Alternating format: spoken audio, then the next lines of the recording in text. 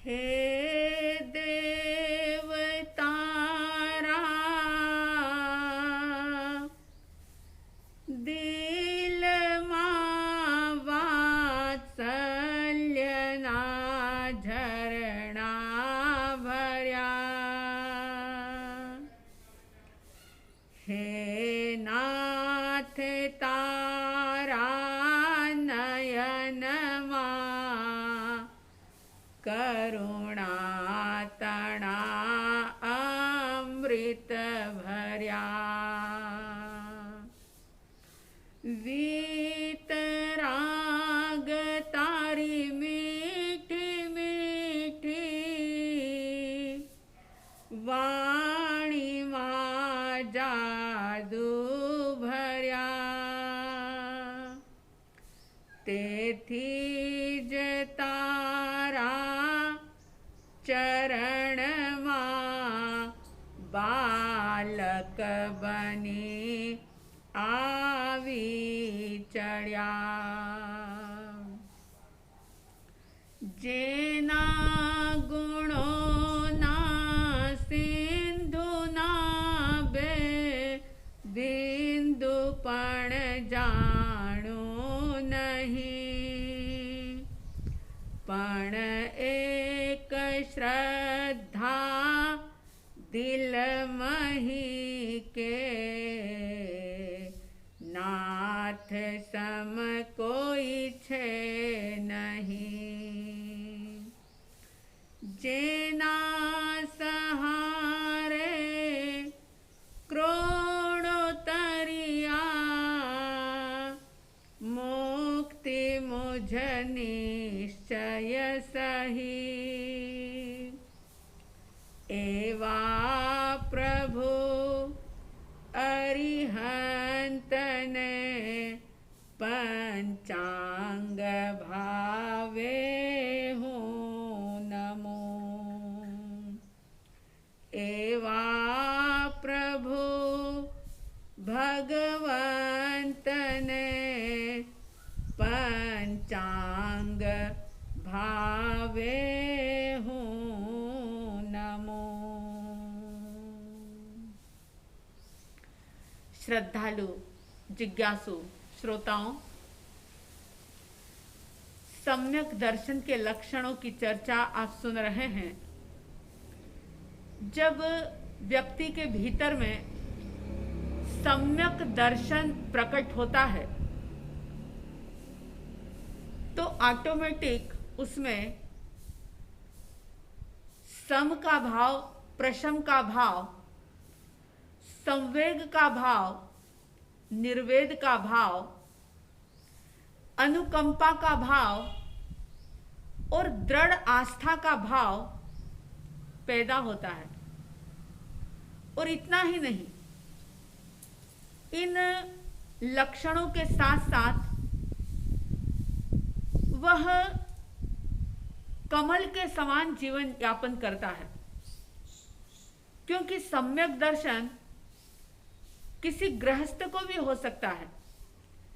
किसी भी वेश में, किसी भी परिवेश में, किसी भी स्थान में सम्यक दर्शन की प्राप्ति, सम्यक दर्शन का प्राकट्यकरण कभी भी हो सकता है। और जब सम्यक दर्शन प्रकट हो जाता है तो फिर वो व्यक्ति चाहे परिवार के बीच में रहे, चाहे समाज के बीच में रहे, समूह में रहे या एकांत में रहे, लेकिन उसकी मस्ती, उसका आनंद बहुत ही अलग प्रकार का होता है। उसके आनंद को, उसकी मस्ती को कोई परिस्थिति, कोई विपरीत वातावरण छीन नहीं सकता, बदल नहीं सकता। चाहे वह घर गृहस्थी के कर्तव्य भी कर रहा है, पैसा कमा रहा है, जॉब कर रहा है, बिजनेस कर रहा है, या कोई अपना घर गृहस्थी का कार्य कर रहा है, कुछ भी कर रहा हो, लेकिन उसके भीतर की मस्ती अलग ही प्रकार की होती है। वैसे तो जैन धर्म में 32 आगम, 45 आगम, विविध प्रकार के आगम की मान्यता है, लेकिन एक आचार्य उमा स्वाति जी के द्वारा लिखा गया एक सूत्र है जिसको हम जैन दर्शन का सार भी कह सकते हैं। ऐसा तत्वार्थ सूत्र ग्रंथ जिसको कि जैन धर्म की चारों ही शाखाएं मानती है, चाहे फिर वो दिगंबर परंपरा हो, श्वेतांबर परंपरा हो, मूर्ति पूजक हो, चाहे तेरापंथी हो, चारों ही संप्रदायों में ये तत्वार्थ सूत्र मान्यता प्राप्त ग्रंथ है, प्रामाणिक ग्रंथ है। इस ग्रंथ में आचार्य उमा स्वाति जी ने एक बात कह दी कि जिसके भीतर में सम्यक दर्शन होता है, ऐसा व्यक्ति हमेशा आत्मनिंदा करेगा, पर की निंदा नहीं करेगा।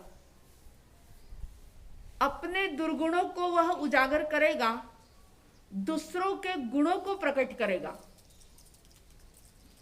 आप देखें कि ज्यादातर लोगों का रस, उनका इंटरेस्ट किस में होता है, और दूसरों को क्या देखना, स्वयं को भी देखना, स्वयं को चेक करना कि हमारी प्रवृत्ति किस प्रकार की है। अगर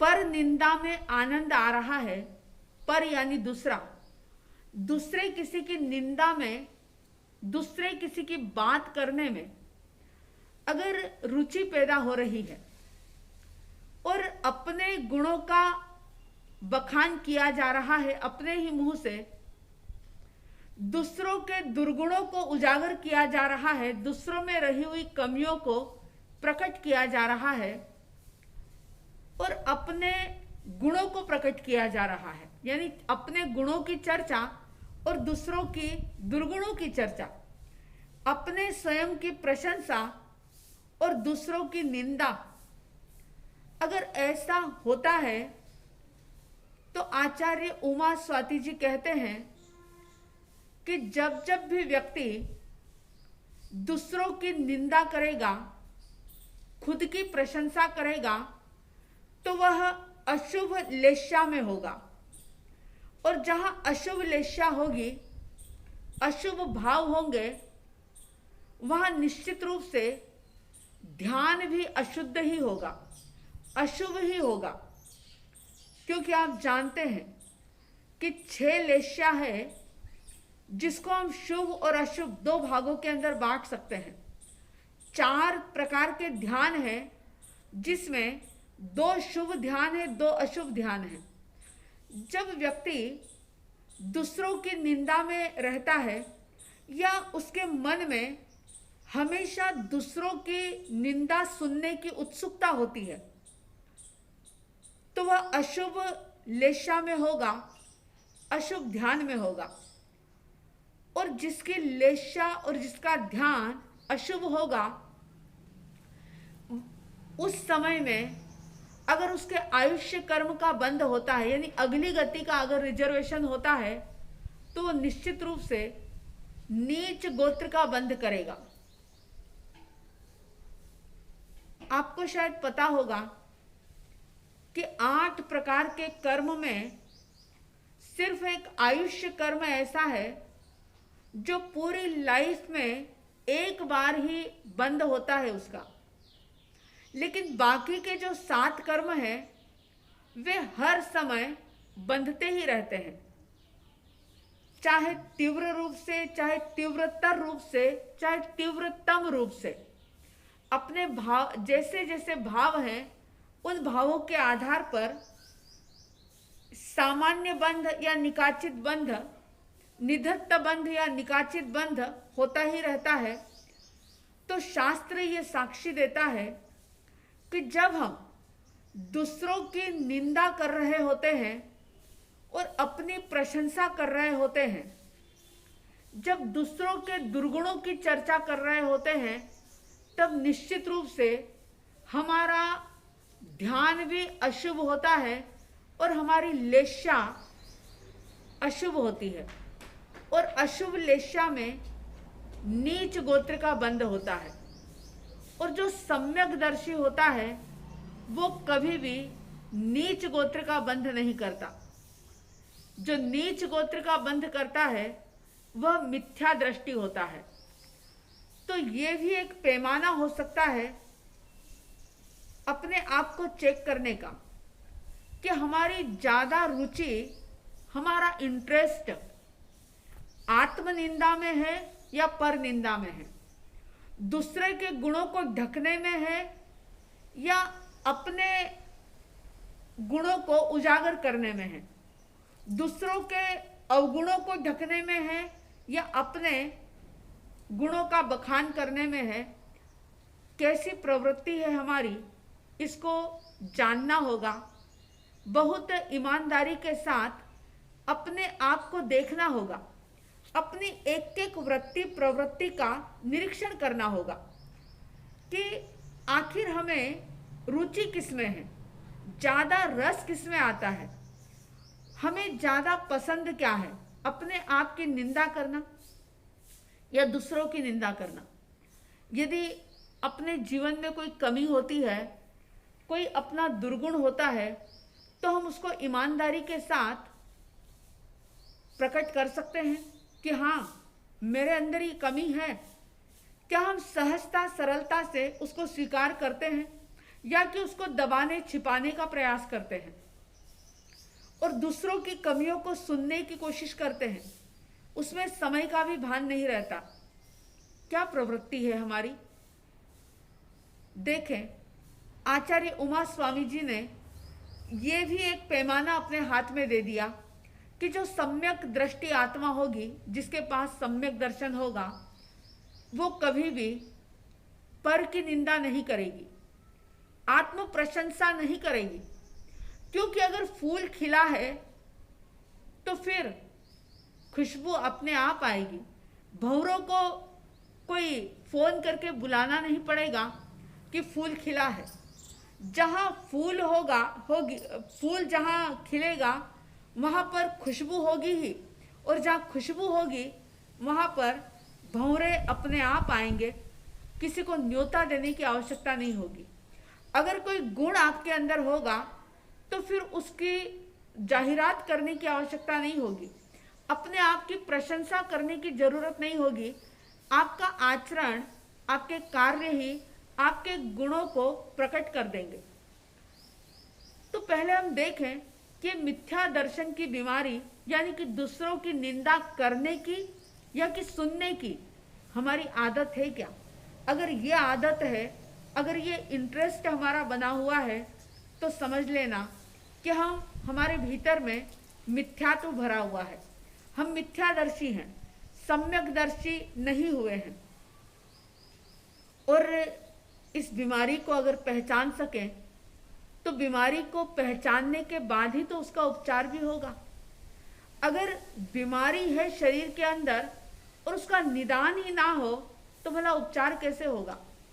अगर कोई बीमार व्यक्ति भी अपने आप को स्वस्थ मानने लग जाए कि नहीं मैं तो बिल्कुल स्वस्थ हूँ, मैं बीमार नहीं हूँ, तो भला उसका उपचार होगा कैसे। ऐसे ही अगर मिथ्यात्व भीतर में है, सम्यक दर्शन नहीं है, संकित को नहीं जाना है, और फिर भी कोई ये समझ ले कि मैं तो संकिती हूँ, मेरा तो उद्धार हो जाएगा, तो ऐसा नहीं हो सकता। ये सारे लक्षण जो हैं ये अपने भीतर में है या नहीं है, इसको देखना होगा और वो ईमानदारी के साथ देखना होगा, खुद के साथ धोखा ना हो। बहुत सजगता और सावधानी के साथ, जागृति के साथ निरीक्षण करना होगा। सम्यकदर्शी आत्मा चाहे घर परिवार के बीच में भी रहे, चाहे गंदगी के बीच में भी रहे, लेकिन गंदगी अपने ऊपर आने नहीं देती। आपने शायद वो बात सुनी होगी, बहुत पुरानी बात है कि एक बार बादशाह अकबर के मन में बिरबल की इंसल्ट करने का भाव पैदा हो गया कि भरे दरबार में मैं आज बिरबल को अपमानित करूंगा। और अपमानित करने का, उनकी इंसल्ट करने का एक रास्ता ऐसा अपनाया अकबर ने कि उन्होंने एक बात शुरू की कि आज तो मुझे रात में एक बड़ा ही अलग प्रकार का स्वप्न आया। जैसे ही स्वप्न की बात कही तो लोगों ने कहा कि महाराज बताइए कैसा स्वप्न आया। तो उन्होंने बात आगे बढ़ाई और कहा कि मैंने ऐसा सपना देखा कि मैं और बिरबल हम सुबह सुबह सैर करने के लिए जंगल में गए हैं और जंगल में हम बहुत दूर आगे निकल गए हैं। वहाँ पर हमने दो प्रकार के तालाब देखे। एक तालाब जो कि अमृत से भरा हुआ था और दूसरा तालाब जिसके अंदर गंदगी भरी हुई थी। अकबर बता रहे हैं कि मैंने रात में ऐसा स्वप्न देखा कि दो तालाब हैं, मैं और बिरबल दोनों हम सैर करने के लिए जा रहे हैं और इस प्रकार के दो तालाब मैंने देखे। तो सभासदों ने पूछ लिया कि महाराज उसके बाद क्या हुआ। तो बादशाह ने कहा कि आगे बात ऐसी बनी कि हम दोनों लापरवाही से तालाब के अंदर गिर गए। मैं तो गिर गया अमृत के तालाब में जिसमें अमृत भरा हुआ था और बिरबल जो है वो गंदगी के तालाब में गिर गए। और बस इतना सुनना था कि सारे लोग खिलखिला करके हंसने लगे। बिरबल की इंसल्ट हो गई, लेकिन बिरबल जो थे उन्हें कोई फर्क नहीं पड़ा। उन्होंने, बादशाह ने कहा कि बस इतना ही मैंने सपना देखा और उसके बाद मेरी नींद खुल गई। बिरबल ने कहा महाराज बहुत आश्चर्य की बात है, ये एक ऐसा संयोग है कि सेम सपना मैंने भी देखा लेकिन आपकी नींद जल्दी खुल गई और मैंने इसके आगे भी कुछ देखा। वही बात है कि आप और मैं दोनों घूमने के लिए गए हैं, बहुत आगे चले गए हैं जंगल में, दो तालाब देखे हैं, एक अमृत का भरा हुआ, दूसरा गंदगी का भरा हुआ, विष्ठा का भरा हुआ। और बिल्कुल सही देखा आपने कि मैं गंदगी के कुंड में गिर गया और आप अमृत के कुंड में गिर गए। सेम सपना जो था मैंने भी यही देखा, लेकिन आपकी नींद ये देखने के बाद खुल गई मगर मेरी नींद नहीं खुली, मैंने इसके आगे भी कुछ देखा। लोगों को जिज्ञासा हुई, स्वाभाविक था। और लोगों को ही नहीं, खुद बादशाह अकबर को भी आगे का स्वप्न जानने की जिज्ञासा होती है। तो उन्होंने कहा कि आगे क्या देखा। तब बिरबल ने कहा कि महाराज हम दोनों उस कुंड से बाहर तो आ गए जैसे तैसे अपने आप को बचाने के लिए, लेकिन बाहर आने के बाद मैंने ये देखा कि बड़े ही चाव से आप मेरे शरीर को चाट रहे थे और मैं आपको चाट रहा था। जब ये बात कही गई तो सन्नाटा छा गया। अकबर अपने आप में एक इंसल्ट को फील करते हैं और भीतर में ये सोचते हैं कि मैंने बिरबल को अपमानित करने की कोशिश की, लेकिन ये तो नहले पे दहला हो गया। कहने का अभिप्राय ये है कि बिरबल जैसे लोग, यानी कि सम्यक दृष्टि लोग, जो गंदगी के बीच में रह करके, गंदगी के कुंड में, क्योंकि ये संसार जो है ये गंदगी का कुंड है, लेकिन इस गंदगी के तालाब में रह करके भी वे हमेशा अच्छाइयों को ग्रहण करते हैं। और मिथ्या दृष्टि जो होते हैं वे अमृत के कुंड में रहने के बावजूद भी गंदगी को ग्रहण करते हैं। जो सम्यकदर्शी होता है वह हमेशा अपने दुर्गुणों को देखता है, अपनी कमियों को देखता है, अपनी खामियों को देखता है और अपनी गलतियों को, कमियों को, खामियों को, दुर्गुणों को देख करके उनको दूर करने का प्रयास करता है, दूसरे के गुणों को प्रकट करता है। अगर दूसरे में कोई भी, चाहे फिर वो शत्रु भी क्यों ना हो, अगर शत्रु में भी, दुश्मन में भी कोई गुण दिखाई देता है तो बहुत उदारता के साथ वो उसकी प्रशंसा करता है, उसके गुणों का गान करता है, उदारता के साथ गुणों का जिक्र करता है। लेकिन अपनी अगर जरा सी भी कमी है तो उसको बताने में, प्रकट करने में जरा सा भी झिझकता नहीं है। और मिथ्या दृष्टि ठीक इसके विपरीत होता है कि अपने अंदर की कमी को वो किसी के सामने प्रकट नहीं करता और दूसरों के अंदर की खूबी को वो देख नहीं पाता। तो ये भी एक थर्मामीटर है, पैमाना है अपने आप को देखने का, मापने का, कि सम्यक दर्शन कहाँ तक हमारे भीतर में प्रकट हुआ है। तो आप सभी के भीतर में आत्मनिंदा का भाव जागे, पर प्रशंसा का भाव निरंतर निरंतर बढ़ता रहे, ऐसी साध्वी द्वय की तरफ से हार्दिक हार्दिक शुभ मंगल कामनाओं के साथ जय प्रभु महावीर, जय गुरु आनंद।